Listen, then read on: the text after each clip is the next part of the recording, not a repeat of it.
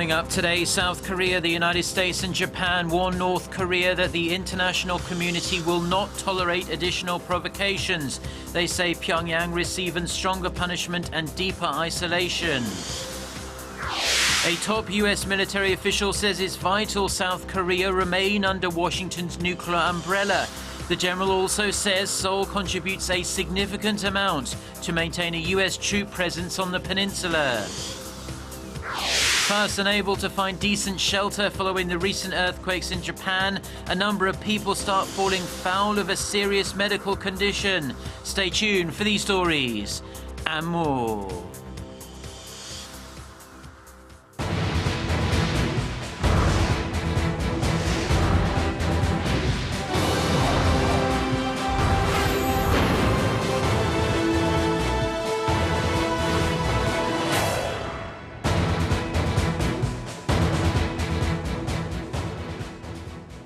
Hello and welcome. It's 6 a.m. on Wednesday, April 20th here in Seoul. I'm Mark Broom and you're tuned into our early morning edition of Arirang News. Our top story this morning, senior officials from South Korea, the United States and Japan convened for trilateral talks in Seoul on Tuesday, following summit talks last month in Washington. The main focus, North Korea and its ongoing nuclear and missile threats. Gonsoa starts us off. Seoul, Washington and Tokyo won't tolerate any more missile and nuclear provocations from North Korea. That's the message South Korea's Vice Foreign Minister Im Sung-nam and his U.S. and Japanese counterparts Tony Blinken and Akitaka Saiki sent out in a third round of talks in Seoul Tuesday. If North Korea conducts another provocation despite the international community's repeated warnings, it will face even stronger sanctions and deeper isolation. The three sides also expressed the importance of cooperating with other countries. We believe that China and Russia's roles are very important. We want to deepen dialogue for closer coordination.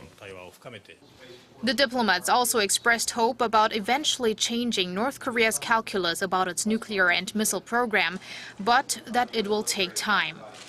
If we're able to sharpen the choice, there is absolutely the prospect that North Korea will make the right choice and re-engage in denuclearization.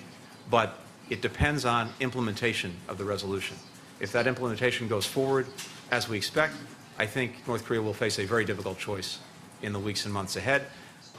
Blinken added that if Pyongyang seriously engages in meeting its obligations, the U.S. would engage too, seen in the case of Iran, which today is free from strong international sanctions. Other topics were discussed as well during sideline meetings as Seoul and Washington assessed their cooperation on the peaceful use of nuclear energy as a follow-up to their nuclear deal in effect since last year.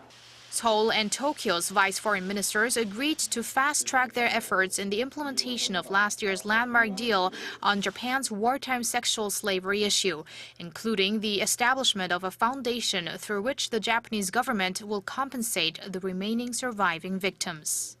Kwon-soa, Arirang News.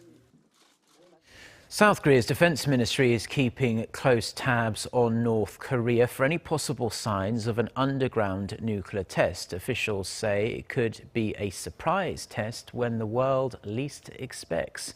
Ji Myung-gil with the details. Seoul's defense ministry says it is keeping tabs on North Korea amid signs of increased activity at the North Main Punggye-ri nuclear test site. Defense Ministry spokesperson Moon Sang-kyun on Tuesday underscored the government's concerns that North Korea could conduct a fifth nuclear test at any time and said it is hard to predict when the detonation might occur. North Korea has the capability to conduct a fifth nuclear test at any time.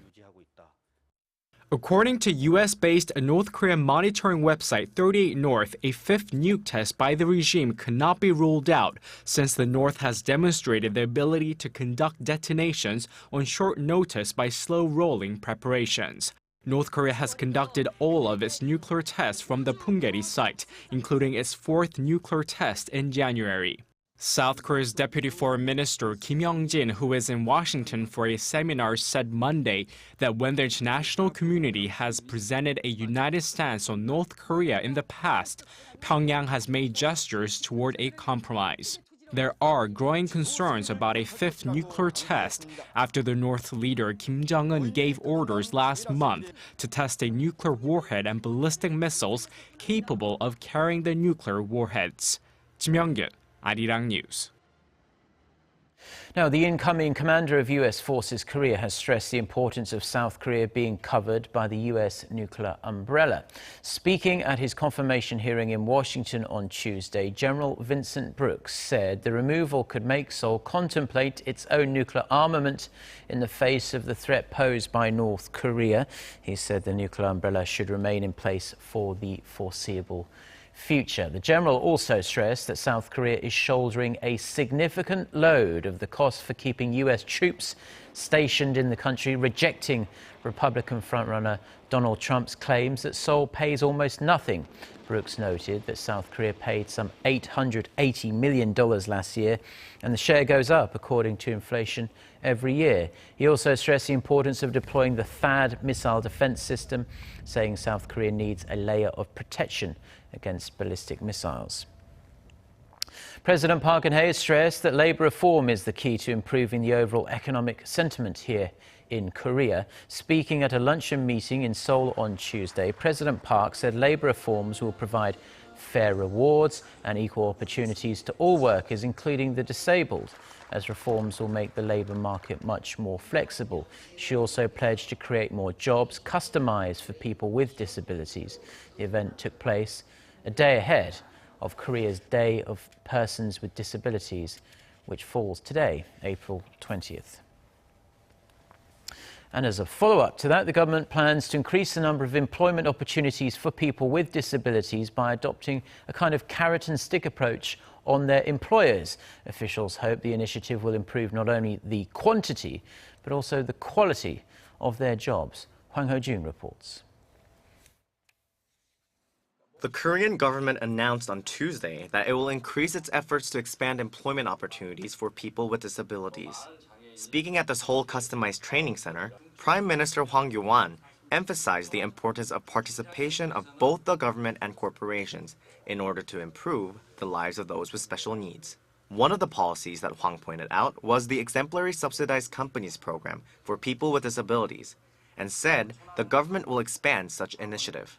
The Exemplary Subsidized Company program is a prototype that would increase both the quantity and quality of employment. A fairly new concept conceived by the Employment Ministry, this is how the system works. If the parent company has a lower employment rate of people with disabilities than the minimum requirement, the government will encourage that company to establish a separate subsidiary, with the government supporting 75% of the investment, so that the company would be able to hire more people with disabilities.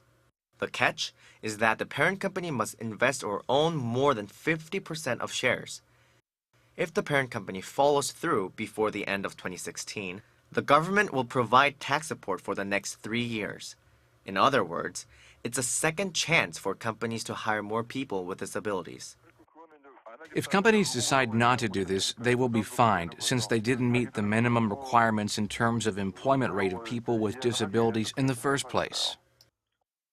With already 42 exemplary subsidized companies having been confirmed since 2008, the government looks to increase that number by pressuring 76 affiliated companies that have an employment rate of people with disabilities lower than 1.5% to follow the model, as the statutory minimum stands at 2.7%. Hwang Ho-jun, Arirang News. Now, Japan is starting the rebuilding process following last week's devastating earthquakes on its southern island of Kyushu. However, for the thousands left homeless by the disaster, another serious problem has started to affect some of them. Kim Jong-soo reports. Although nearly 5 days have passed since the first quake hit Kumamoto Prefecture in southern Japan, there are still new developments rising from the affected region, as nearly 250,000 people who have been displaced from their homes face prolonged periods of time in cars, temporary tents, and other unfavorable living conditions. As of Tuesday, a 51-year-old woman from the city of Kumamoto who had been sleeping in her car died from the so-called economy class syndrome, also known as deep vein thrombosis. The syndrome, usually caused by a long instance of physical inactivity, causes blood clots in veins deep within the legs, which can then travel through the bloodstream and stop blood flow in the lungs. Japanese media outlets say that at least 23 others are suspected of suffering from this syndrome. With a substantial number of people taking refuge in their own cars, there are concerns that even more cases could appear in the future. We want privacy, so we stay in the car, and it's better to have our family stick together. We're still a little afraid of being inside a building. The U.S. military provided supplementary air transportation for the recovery process, and the Kumamoto airport resumed its commercial flights on Tuesday. Kim Jung-soo, Arirang News. The death toll from Ecuador's worst earthquake in more than half a century has surged to 480, with more than 2,500 injured and 1,700 missing. The number of fatalities is feared to keep rising, as many of the missing are believed to be buried under rubble, and hopes of finding survivors is quickly fading. Also surging is the financial toll from the magnitude 7.8 quake that struck the country on Saturday evening local time. Ecuador's president says reconstruction may cost up to $3 billion and cut gross domestic product GDP by up to 3 percentage points. The government says around $600 million in credit from multilateral lenders has been activated to finance the ongoing emergency efforts.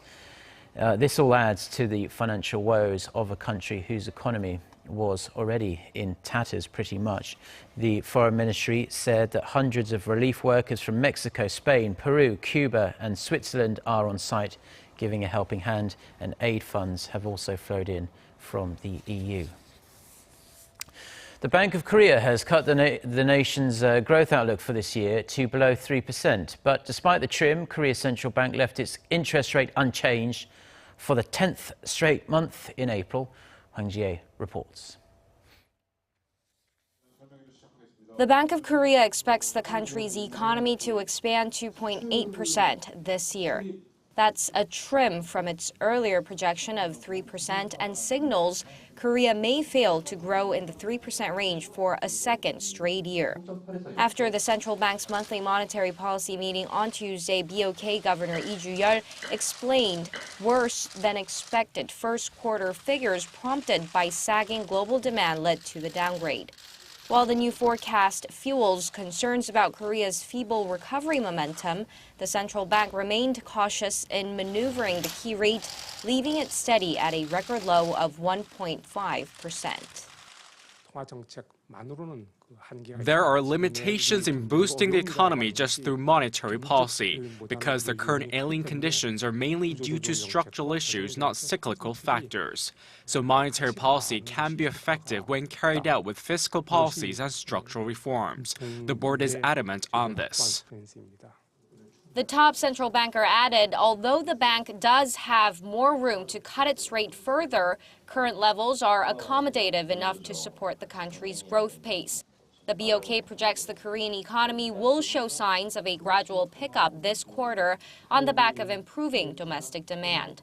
Still, market expectations linger for a trim later this year as Korea faces paltry global demand, especially from China.